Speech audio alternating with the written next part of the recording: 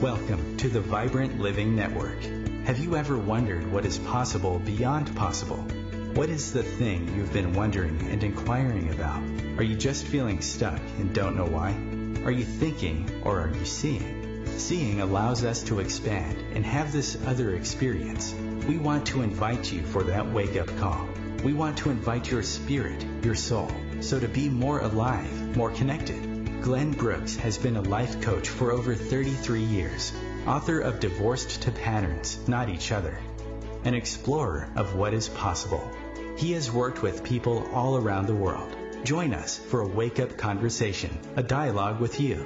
We will have some of the most interesting contributors. We will be talking to some of the most interesting people and have some of the most resourceful teachers, wisdom-filled people from around the world join us. Share your voice, ask the questions, become free of the known into a new world of possibility. We are going to talk about all the things you wonder about: how to live, how to heal, how to connect, how to love, how to be seen. Your life is precious. Enjoy it.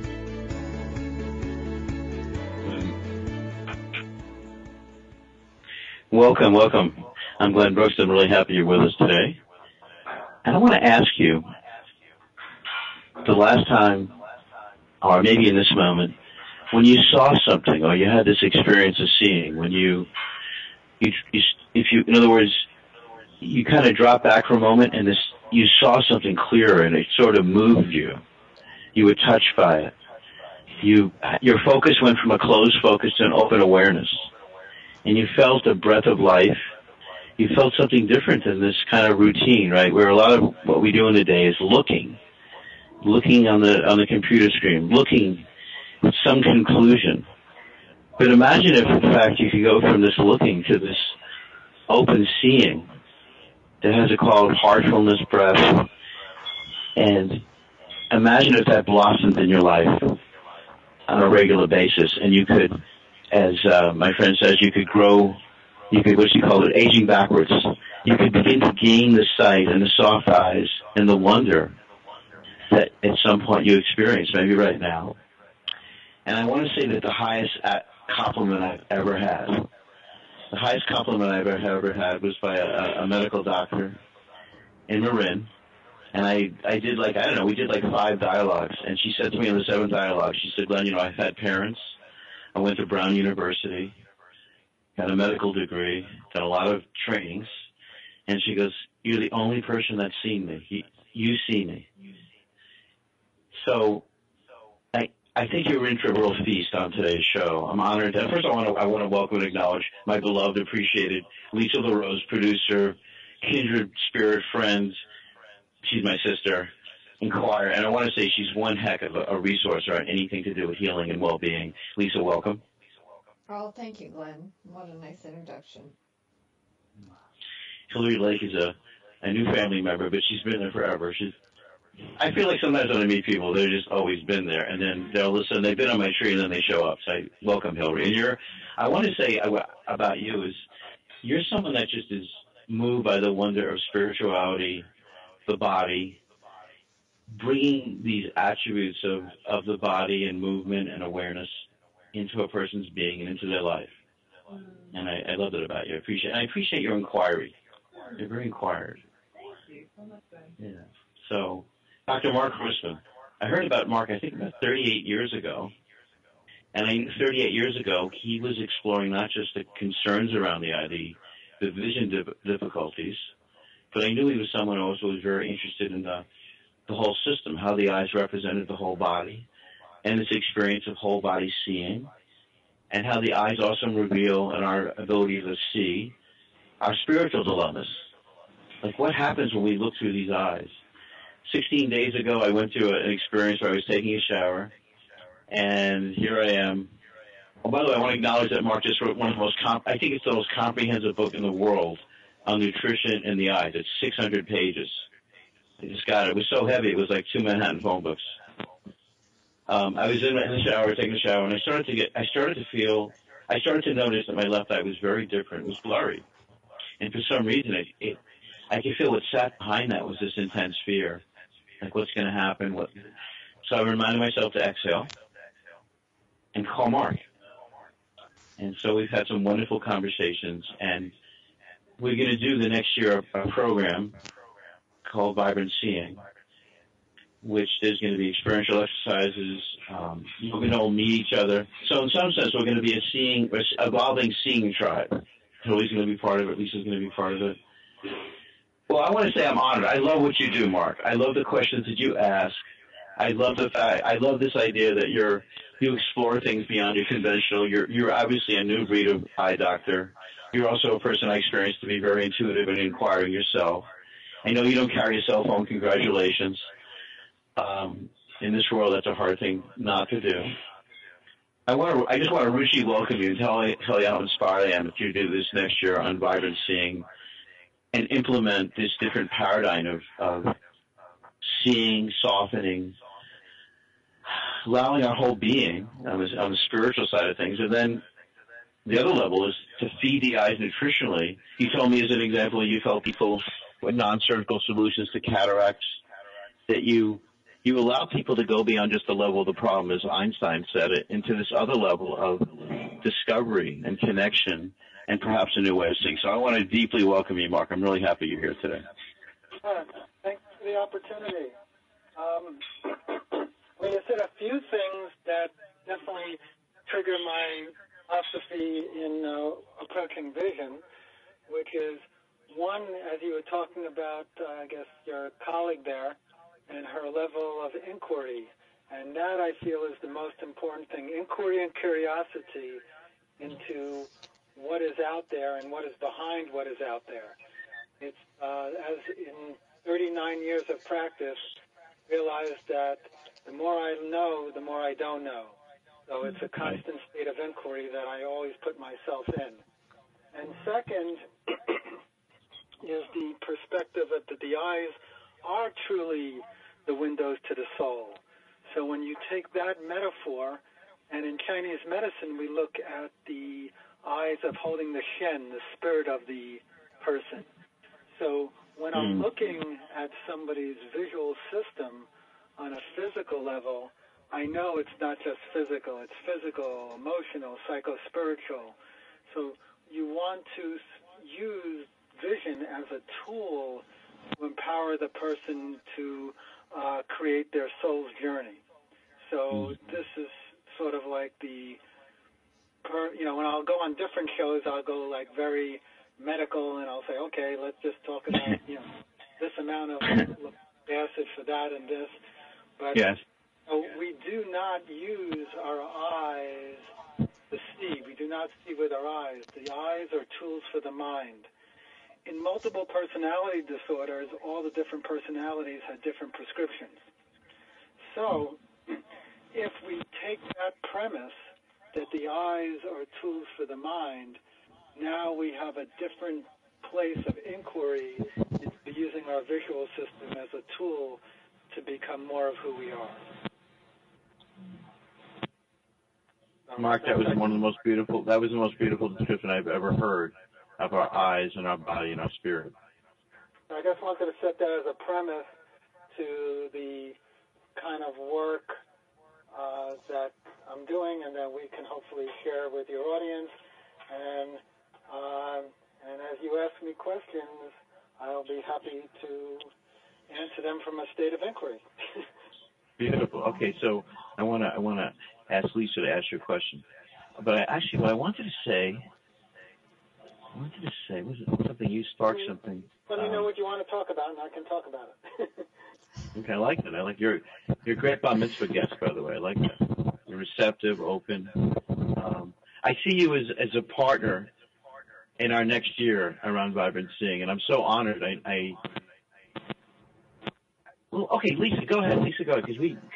Mark, first I want to say welcome, and I want to admit that I feel like a kid in a candy store, because I see all of these things that I want to inquire about, and I'm just like, it's this delight that's coming up inside of me. And not quite sure which question to ask first, but, I'm very curious as to, I read your bio and I delved into all of the different things within your background, but, when you were younger and sort of starting on this path, what were the things that moved you along your journey or inspired you? I would love to, and I know Glenn and Hillary would love to know a little bit more about your journey.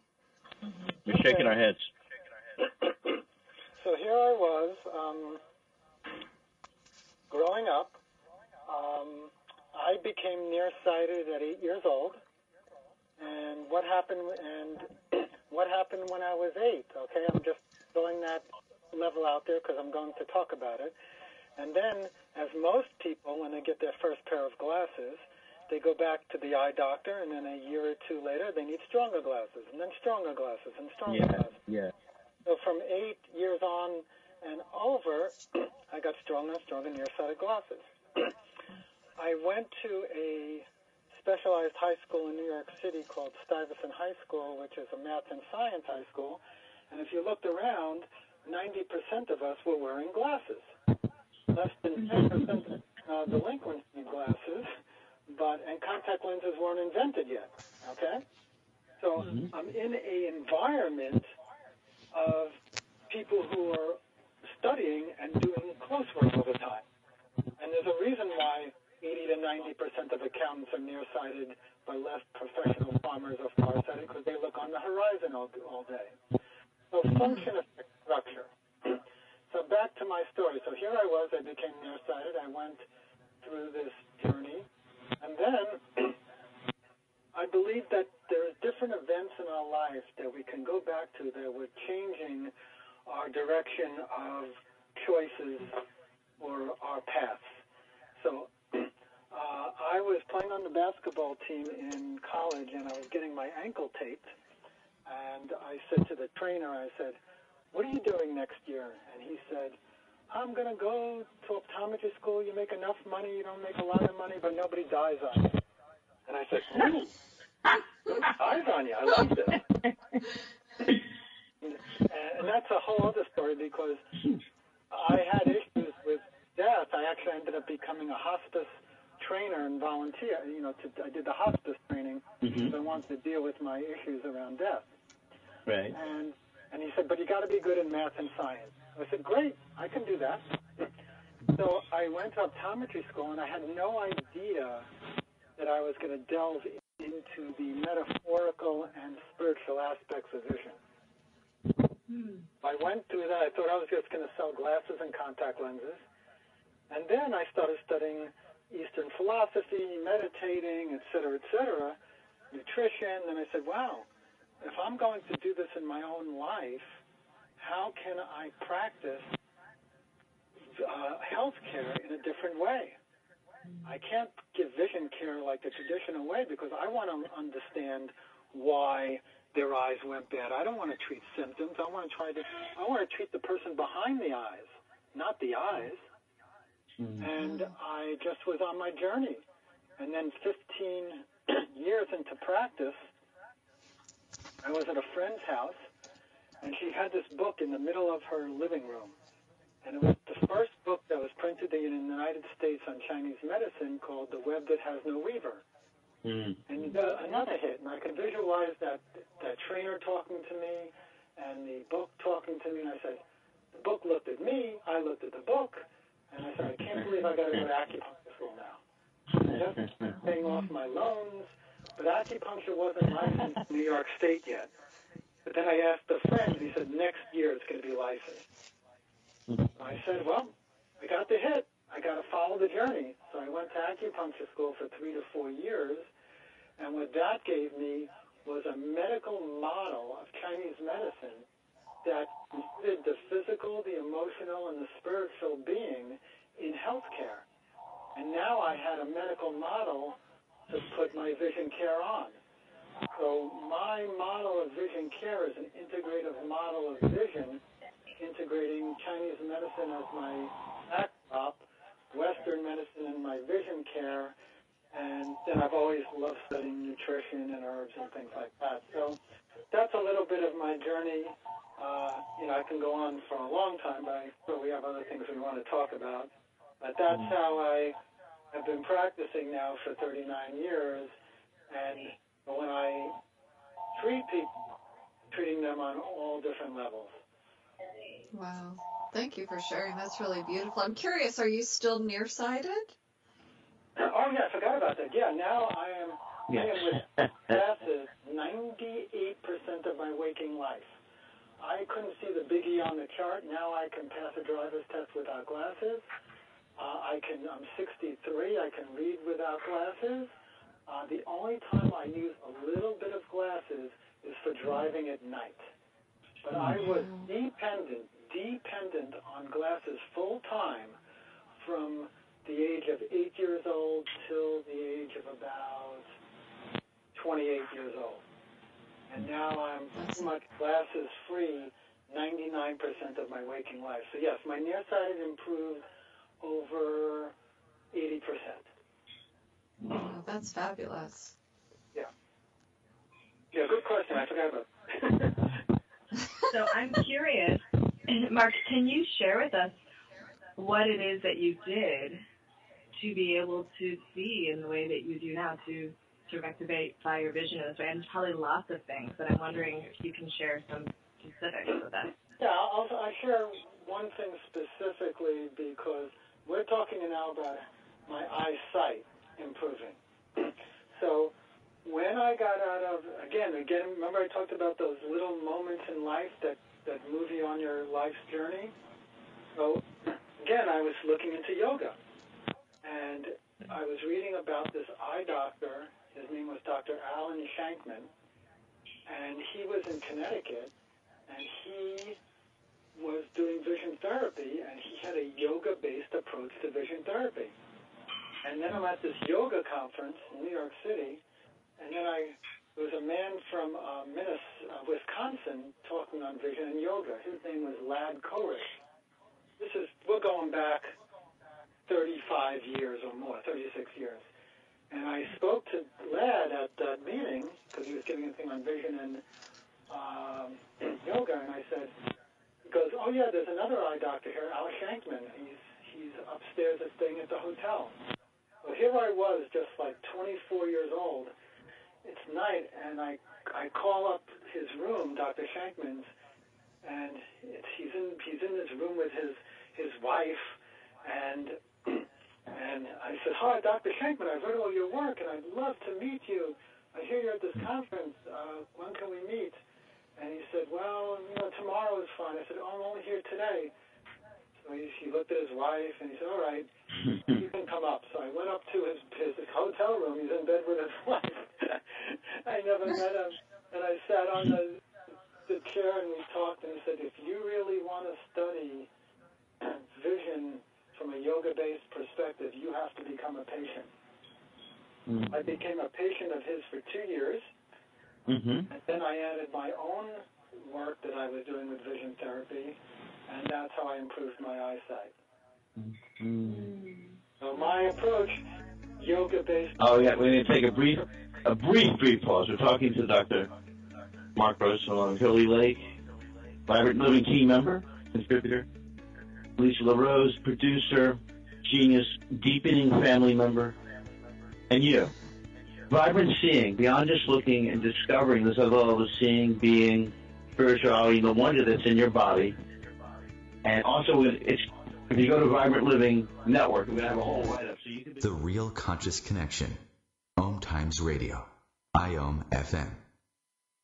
Host your show on IOM FM, the radio network of OMTimes Media, one of the more recognized brand names in the conscious community, and is backed by the extensive marketing reach of OMTimes. Hosting a show on IOM FM immediately connects you with our extensive dedicated community. Hello, I'm Sandy Sedgbeer, host of OMTimes Magazine's flagship radio show, What is Going On?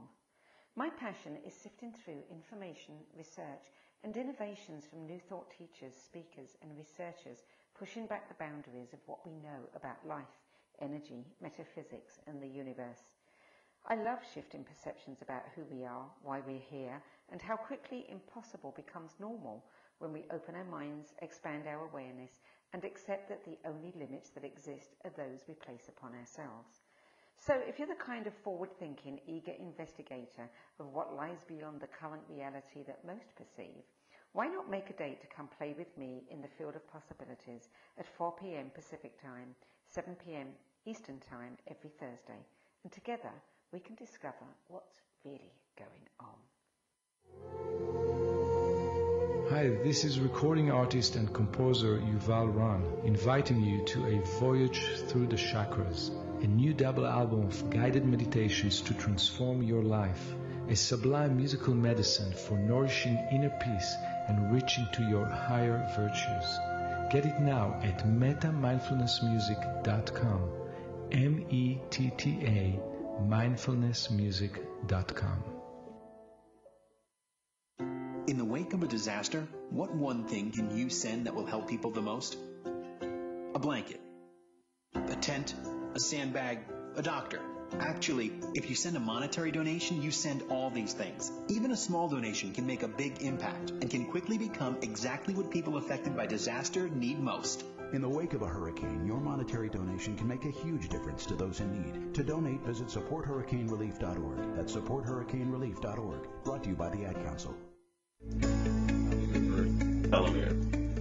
Oh, thanks for backing it, Michael.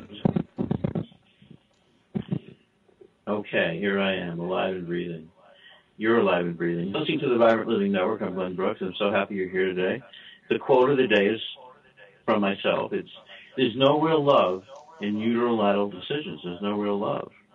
So what's the difference between the me brain and the we brain and the we body?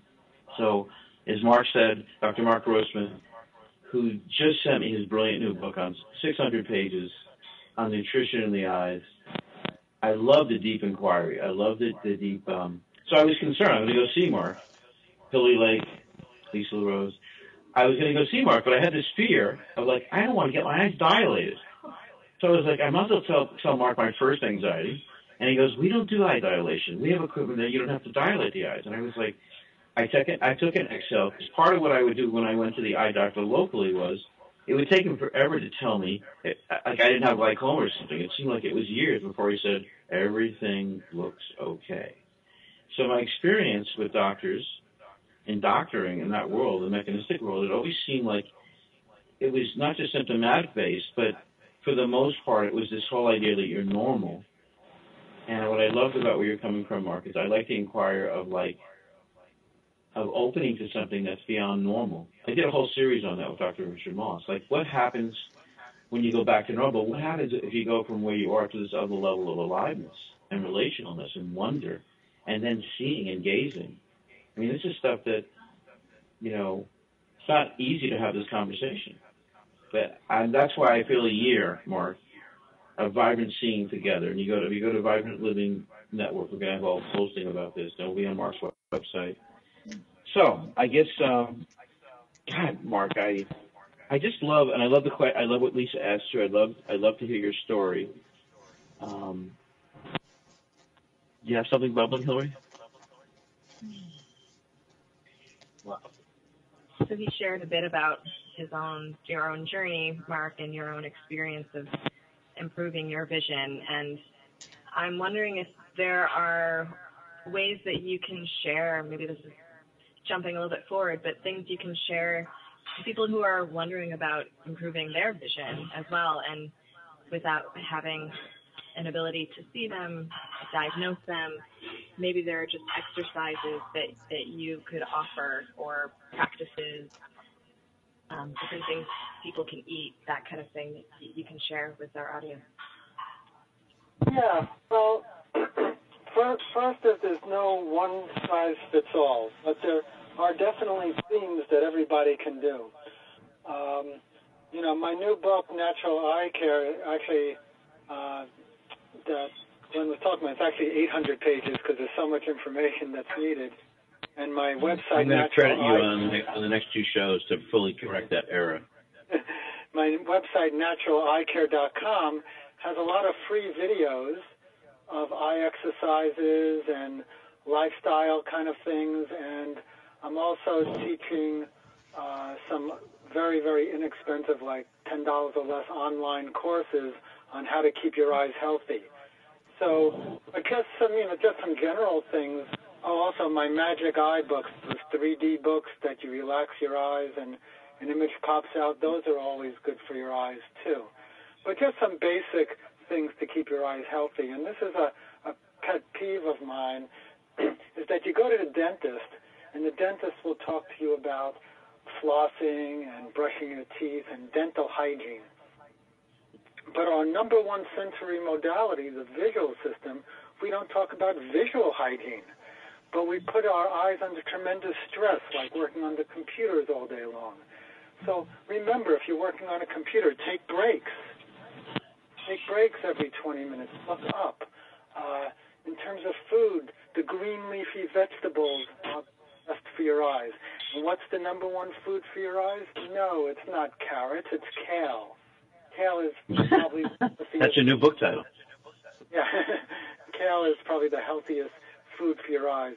Blueberries, the dark grapes, the blueberries, again, very good for your eyes. So lots and lots. I mean, that's why the book is 800 pages, or our website. People can get all this information, too, on masterbuy.com. Will give you self-help kind of things you can do on a juicing recipes for different eye diseases, some general eye exercises where you can look at the free videos, what foods are good for you. I mean, my goal is that, and I know that you and Glenn believe this, or you wouldn't be in the professions you are, that knowledge is power. And the more that we can educate people and they can be self-advocates for their own health care, the more they can keep their eyes healthy. So that's basically, and these are places people can go for an extensive things they could do to keep their eyes healthy. That's wonderful. I was really moved. I shared Lisa's beautiful voice. I was really moved by our conversation where I share with you the name Vibrant Seeing, and I realized that it's such deep meaning. And I was so happy when you concurred with Vibrant Seeing as being our year-long title and our year-long experience, our group. What does Vibrant Seeing mean to you, and what are you excited about our year-long group? I want to get your inside comments on why you connected so deeply with Vibrant Seeing, being the name of the program, our course, and then just what moved you about the relationship between vibrancy and seeing. Okay. Now, and I'm very, very, very picky on names of things. So when you said Vibrant Seeing, it totally resonated with me. And why did it resonate? Because vibrancy, it's about an energy. And I believe that vision is an energy. And light doesn't just come into the eyes. They've proven it that light also gets emitted from the eyes. You are your own pilot light, and you can bring light from inside yourself through your eyes. So you can, and in Chinese medicine, all the meridians go to the eyes. All the meridians go through the heart. So when you can create vibrancy, energetic energy, like in, what's his name, Tony Robbins, like you see him, energy's coming out of his eyes. Whoa. So when you can develop that, what we call in Chinese medicine, that Shen, that spirit, and you can increase the vibrancy of your visual system, you will not only improve the vibrancy of your eyes, but your life and your energy altogether, because it's a place where all the meridians go. So the vibrancy and the fact that we're looking at it not just on the physical plane, yes, the eyes need to be nourished, but we also have to say, how do we use and abuse our eyes? How do we take care of them? How do we exercise them? The eyes are just part of the whole body. How can we, how does our inner vision affect our outer vision? How do we think about ourselves and how we relate to people? How do we relate to people through the right eye, the left eye? Chinese medicine, the right eye is the father male eye. The left eye is the feminine female eye. I have done so much work with people and how they feel looking through their different eyes and what parts of them. I mean, I can go on for hours about that. So when we can increase the vibrancy and using our primary sense modality, vision, which takes up more room in the brain than all the other sense modalities combined, we can increase our vibrancy for not only our vision, but for our life in general. That's what excited me. Sorry to sound excited, but that's what excited me about vibrant seeing. Yeah. Dr. Grossman, it really touches me very deeply, and I know Glenn and probably Hillary feel the same way, that, to think about the eyes and the heart being so connected. And I'm curious, you also mentioned that when you treat the person, you look behind the eyes. So in thinking back over your years of practice, who are some of the people or the cases that when you looked behind their eyes, that you were surprised or amazed, or whatever journey there would be that really touched and moved you? Well, let me give a good one. This is there's so many of them, but and one day, I'm sure she's actually sometimes she's in her mid-70s and she's sailing around the country or the world. But this woman came to see me like 30, 40 years ago. She was a nurse. She had a turned eye, and her glasses were about as thick as you can get. Okay? She couldn't see like anything like within like a foot from her without her glasses, and one eye was turned. And she came to see me, and we were doing some vision therapy, eye exercises, etc. And then one day we did a process work around the turned eye, and we did it with her daughter. And she would tell this story if we ever want to have her. And I had her cover one eye, and first question I asked 3 questions to people. First question is, I have them stand in front of a mirror. And the first question I ask is the image looking at you, or are you looking at the image? How does it feel? And what if in one eye it feels like the image is looking at you, but in the other eye it feels like you're looking at the image? We're just talking about inquiry here. Interesting, right? Yeah. In one eye, you're in your body, in the other eye, you might be outside your body. I'm just throwing out questions, right? Next question. How old does that eye feel? How old does that eye feel? In the eye that turned in, this woman said, this eye feels 200 years old. In the other eye, she said, it feels like a teenager. No wonder that eye who's 200 years old doesn't want to participate. He feels like an old person sitting in a rocking chair on a porch. Now, meanwhile, the 2 eyes are living in the same house in your face, but one's feeling 200 years old and the other's feeling 18. No wonder they don't want to participate together. So we have to increase the vibrancy, as you say, Glenn, in that eye that feels old. Third question. This will take the vibrancy to another level. I say, look in the mirror and look at things behind you. And how far does the wall look behind you with one eye, and then you shift to the other eye? How far does the wall look behind you with the other eye? And sometimes you can do this not in the mirror, but just in front of your face. Yeah. Let's say in one eye you're looking at something across the room, and to you feel it looks, let's say, 6 feet away. This is what you interpret it to be. And in the other eye, you interpret it to be 8 feet away. So in one eye, things look farther to you than the other eye. Now let's talk about physics.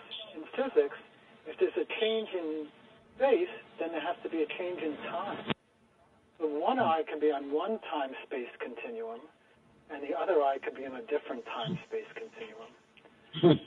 And when I find that, I'll find distortions in the body, and there'll be more tension in the neck area on one side than the other, Or the body, very interesting. The pulses in Chinese medicine might feel different on one side than the other. So again, I keep looking at patterns and looking what's behind the eye. So with that person, we were looking at the fact that one eye didn't want to participate. When I did a process of going back to what I talked about with her daughter, I put a patch on one eye, and I made the eye that didn't want to participate with her daughter, and we did this emotional process.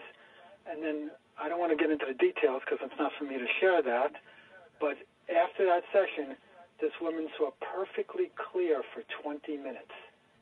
She goes, "Oh my God, I'm seeing that clearly. I can read this." I said, "Is that possible?" "I guess it's possible. You're doing it." It didn't last because it wasn't integrated yet. Yeah. The fact that we treated the person behind the eye and the emotional being behind that is what we got in touch with. So that's just one example. Mark, you said something. I've read a lot, and I've been around a lot of people that have had spontaneous healings. Talk about integration. So you said she has this seeing, this awakening, this healing. Bruce Joy said once he used to do these 10-day trainings, and people would have tremendous healings in the desert. They could talk to cactuses. They really would have a major awakenings. And a lot of times, he said when they got to town, their outer mind would kick back on, and they would just lose it. Their illnesses would return. Talk about integration and how that relates to this. In this lady's case, it's such a beautiful moment that she had. What did you notice about integration and bringing that, in her case, bringing that into her life, or what you share with people about? I love the moment of awakening that she sees clearly. I guess we need to go to this little pause here. Here we are. Your life's precious. Enjoy it. Vibrant Seeing. Thanks for seeing and exploring with us today here on Vibrant Living Network. Billy Lake, Lisa LaRose, and Dr. Marc Grossman. Stay with us.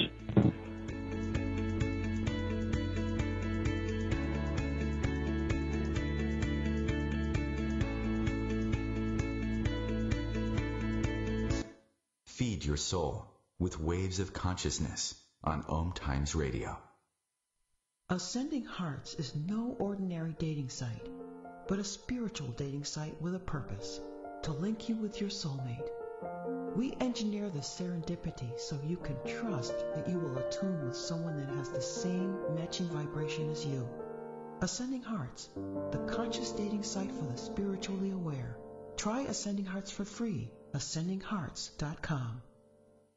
More than 24 million Americans have an autoimmune disorder, and that number continues to grow. I'm Sharon Saylor, and I'm one of those 24 million. To put that number in perspective, cancer affects about 9 million and heart disease up to 22 million. That's why I've brought together top experts and those thriving regardless of their diagnosis to bring you the latest, most up-to-date information. Join me, Sharon Saylor, Friday night, 7 p.m. Eastern, for the Autoimmune Hour on Life Interrupted Radio to find out how to live your life uninterrupted.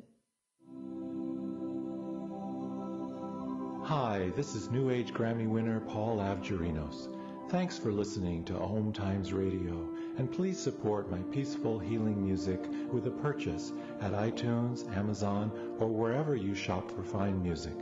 Just put my name into the search engine, Paul Avgerinos. A, V like Victor, G like George, E-R-I-N-O-S. You can also visit me at roundskymusic.com. Thanks for listening, and I'm wishing you the brightest of blessings.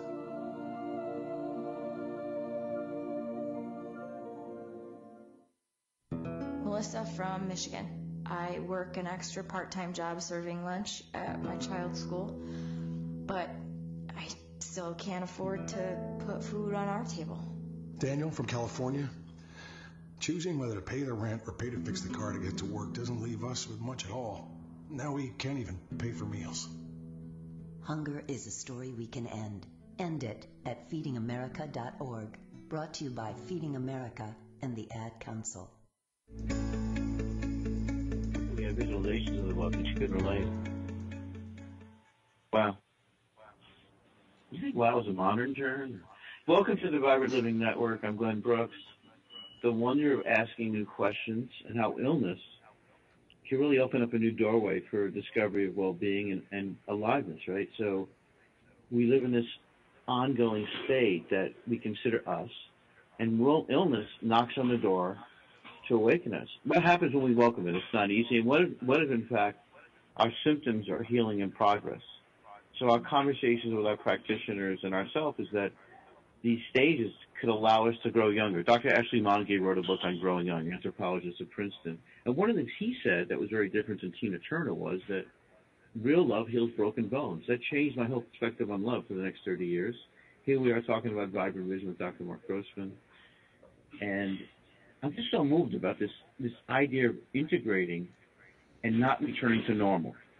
Let's explore that for a moment. So someone comes to you, they're concerned because they have a problem, a perception of disturbance in their eye system, in their body system, in their experience of love, the experience to be touched. And they come to you with a problem. What do you find in the conversation, Mark, opens the safety and the willingness to explore something different than what they came to you? Because I asked her, I said, how many people come to you and they're aware of a soul, a spiritual dilemma? Share with us a little bit of what creates an opening, or what you've noticed opens people to this other level of life, pulsation, and seeing that they didn't even come, they didn't come there. They came there because they had a concern about glaucoma or something. Share with us a little bit about the dialogue, what it's like for you, perhaps, what it's like to sit and, to be you in the room with someone, your breath, your questions. What's that like? Well, the first step in going to a deeper place with a client, and usually doesn't happen on the first visit, sometimes it does, is, a level of safety has to exist between you and the client, where the person feels even consciously or unconsciously safe enough to be able to share with you. Because these are the things that usually, especially in vision, that they don't even know that they're not seeing. So that are deeply repressed, and they've developed ways of compensating for it through their visual system by shutting down, their vision. I mean, chiropractors will see it in their body. I'll see it in their eyes. It's like, why did all of a sudden you get a cataract at 46 years old instead of 80 years old? What was going on in your life that you got a cataract in your late 40s or early 50s as opposed to later in life? It's supposed to be an age-related thing, or macular degeneration. So, we use the actual conditions as vehicles to try to figure out what's going on. So the first step is that we have to be able to talk the same language. So, I have to, I'm not trying to get their trust. I'm just saying, are they really being seen? Can they be seen by me? Do they feel that I'm seeing them and that I'm someone who is on the same path and they can use me as a guide to helping their healing? Once that's established, then I do very subtle probes with them when I see them, like, well, are you ready to go? Are you ready to go to this level? Are you ready to go to this level? What level do you feel comfortable working on? And if you're going to go to this level, do you have adjunct psychotherapy that you might need if we uncover things that are things you didn't really want to deal with? I am not a psychotherapist, so I might just, if you're in, a lot of times I will have talks with the patient's psychotherapist about what's going on that I find in their visual system, so they can work on it in therapy. Like if somebody has an issue with just one eye, like I said before, is it more of a male father issue or a female mother issue? And I'll tell the psychotherapist to maybe do therapy with a patch on. When they're talking to that person, be able to access that emotional body. So, the spontaneous healings kind of things happen when all the circumstances and the environment and the energy ready to go, but then they go into their regular life and their compensations occur. Like so many patients say, oh, I went to a meditation retreat and a yoga retreat, and I saw so good. Like I give classes at Kripalu Yoga Center, and I might be giving one at Yogaville in Virginia. And I'm sure in those classes and the ones that I've been giving, people say, wow, I can't believe how good I'm seeing. But then they'll go home and they'll go back to the computer, they'll go back to their stresses in life, and then it'll come back down. But now my job is to give them those tools so that they can access the parts of themselves that don't have to react to the stress, or rather respond to the stress, so that they can integrate it, so that they can have full seeing on an everyday basis. So that's sort of like the framework that I have experienced for people to improve their visual system. Wow. I want to give out your website. I wanted. Go ahead, Lisa. Glenn. Yeah. So it's www. I don't know how long your thing is, but I have to leave by 2. Yeah, no, yeah, just so it's naturaleyecare.com, and it's really an amazing resource, and I'm excited to get a hold of your book because I know it's even more comprehensive. Go ahead, Glenn. Oh, thank you, Lisa. Let me just one thing, Lisa. Also, yes. The naturaleyecare.com is one website. I also have a website that's more educational called drgrossman2020.com, and that has lots of the articles that I've written.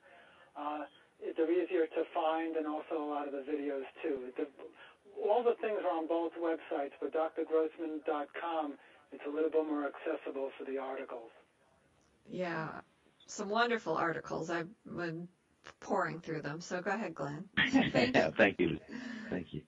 So my vision, I want Hillary and Lisa to share their vision. So I've been really in my heart and soul pondering the year-long course, and part of what I visualized for Vibrant Seeing, and we're going to have starting dates that you could look at Mark's website and also Vibrant Living Network. I've been pondering the years really about having a new relationship, what you're seeing, what you allow yourself to see, how you allow yourself to touch, your relationship to awareness, is it closed, is it open? Since Hillary's sitting here, how you embody your seeing. How does your seeing speak to you? How does it speak to others around you? Your breathing. And to ask questions in a community of people that's safe and open and relational enough to be able to have this inquiry, because often what we do is we fix things, right? We fix them, and then we go back to life. We go into the normal. So this is a year. I have this year model, whether it's the Vibrant House where people take a year to write their book or develop talks, of this practice of awareness that deepens in your life. It's kind of unreasonable to actually think 3 days could change your life. Although I like to build in 2 or 3 days we could see each other and get together as we're building this energy of vibrant seeing together. So I have an idea, Lisa. Why don't you go and then Hillary go, and let's let Mark share his vision of the vibrant seeing year-long, non-intensive. It's going to be intense, but it's going to be wondrous, long, open, revealing. So, okay, Lisa, what would happen? What's your vision for the year with on Vibrant Seeing with Dr. Mark and all the wonderful people who are going to come into this course? That I just have a wow. There's so much that Dr. Mark has to offer, and everything from exploring the correlation between the liver and the eyes, and all of the different energetic practices that he's delved into in the yoga. So I just see it sort of like that book that attracted you on that table about the web and the connection, and I just see it branching into so many different directions. The possibilities are really endless. So thank you. Thank you, Lisa. Wonderful. Hillary, what's your vision in this course? Oh, right. Well, I feel really inspired and excited and hearing everything that you have to share, Mark. And for me, as an embodiment practitioner and guide for people, I love to see people coming alive in their bodies. And so I'm looking forward to being with people on a weekend and doing exercises with them about seeing and being in relationship with sight and how that affects our experience in our bodies through movement and in these relational exercises, and learning from Marc in person, in body as well. And I can already feel that awakening a lot within me. So, yeah, thank you. No, you're really welcome. You know, I became a matchmaker unexpectedly. I had a series of 14 nights where I saw life differently. It was 3 and 4 in the morning, and I felt my relationship to my cells and my breath changed, and it's opened my life in a whole new direction. And part of it, it's a lot of unknown stuff. So I think part of the course, I'm also inspired to be in the unknown and be free from the known together. What's that like? Marc, what comes to you for this year-long Vibrant Seeing course? What moves you in this moment about it? Okay, so this is my premise, and then we would see where we would go with it. But I believe that all disease in the body, mind, and spirit has to do with relationship to the universe, to the stars, to the sky, to the people in our lives, to ourselves. And when you have a imbalance in relationship, that's where you get stuck, stagnant energy. So, and in your relationship, from anywhere from astrology to astrocartography, where you live, everything. So I am looking at this series as a way of a tool to deal with people's relationships to the world, to themselves, and using vision. And there's different vision conditions that they might have, anywhere from nearsightedness to farsightedness, astigmatism to glaucoma, cataracts, being able to use what they have as a tool to help them empower themselves in all their relationships. So, I mean, this is very exciting to me. I'm all jazzed up about it. Great, wonderful. This is wow, Marc, it's the crux of vision. Yeah. Well, I deeply thank you. I really appreciate you so much, Marc. And Hillary and Lisa, I really appreciate this pocket, this relational space we've had together very much. And so, thank you, Lisa. Thank you, Hillary, Marc.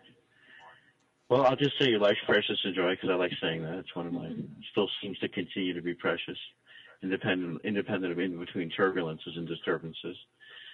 So yeah, you're going to be able to read about, we're going to have this posted on Vibrant Living Network and Marc's website, and we want your questions, and we want you to write a vision. What moves you about this course to share with Marc and Hillary and Lisa and myself?